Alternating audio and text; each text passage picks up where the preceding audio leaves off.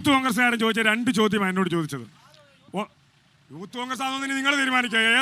ഏത് ഐഡന്റി കാർഡാണെന്ന് നിങ്ങൾ നോക്കുക, നിങ്ങൾ തീരുമാനിക്കുക. അല്ലല്ല സാർ കറക്റ്റാ, യൂത്ത് കോൺഗ്രസ് എന്ന് പറയരുത്. ഏത് ഐഡന്റി കാർഡാണെന്നുള്ള ഒരു പൂർണ്ണതയില്ല. അതുകൊണ്ട് ഒറ്റ കാര്യം പറയാം, നിങ്ങൾ 2009 ഭരിക്കുമ്പം നിങ്ങൾക്ക് 191 സീറ്റ് ഉണ്ടായിരുന്നു.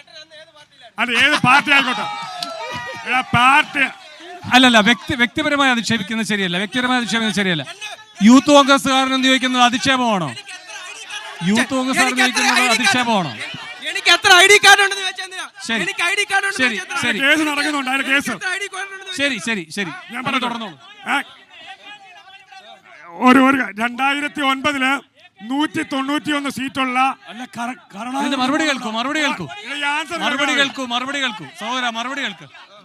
2009 191 സീറ്റുള്ള UDF, പിന്നീട് 2014 വന്നപ്പം വെറും 44 സീറ്റ്, ഇപ്പം 2019 വെറും 52 സീറ്റ്. അതുകൊണ്ട് പ്രതിപക്ഷ നേതാവിനെ കണ്ടുപിടിക്കാൻ വേണ്ടിയിട്ട് നടത്തുന്ന 2024 തെരഞ്ഞെടുപ്പ് പറയട്ടെ. പ്രതിപക്ഷ നേതാവ് കേരള നിയമസഭയിലെ BJP-യുടെ പ്രതിപക്ഷ നേതാവ് ആരാന്ന് പറഞ്ഞാല് ഇപ്പൊ 50,000 കൊടുക്കും. 50,000 വർത്താനം പറയാൻ പഠിക്കാതെ പാർട്ടി ഉണ്ടാക്കാതെ ഇവിടെ കേരളത്തിൽ BJP ഇല്ല. എന്നിട്ട് BJP-യുടെ വക്താവ് വന്ന് ഞങ്ങളെ സംസാരിക്കാം. കേരളത്തിൽ BJP ഉണ്ടോ? കേരളത്തിൽ സംസ്ഥാന പ്രസിഡന്റ് പറഞ്ഞിരിക്കുക സുൽത്താൻ ബത്തേരി എന്താ ബിജു മാത്യു വേഗം മറുപടി. SR മുഹമ്മദ് ഒരു കാര്യം മനസ്സിലാക്കുക, നിങ്ങളുടെ എന്തായിക്കോട്ടെ അതിന് മാറ്റം ഉണ്ടെങ്കിൽ പറഞ്ഞതാ.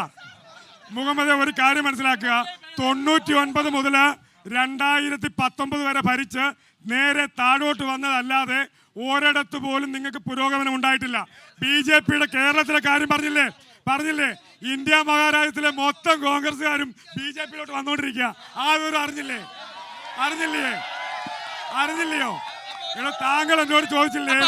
അപ്പൊ ഈ രാജ്യത്തെ ബിജെപിയും അമിത്ഷായുമായിട്ടാണ് ഇപ്പൊ ഇലക്ഷൻ നടക്കുന്നത്. ആയിക്കോട്ടെ, പറയുന്ന കാര്യങ്ങൾ പറയുന്നത്. BJP കോൺഗ്രസ് പിന്നെ മണിപ്പൂരിന്റെ കാര്യം പറഞ്ഞു.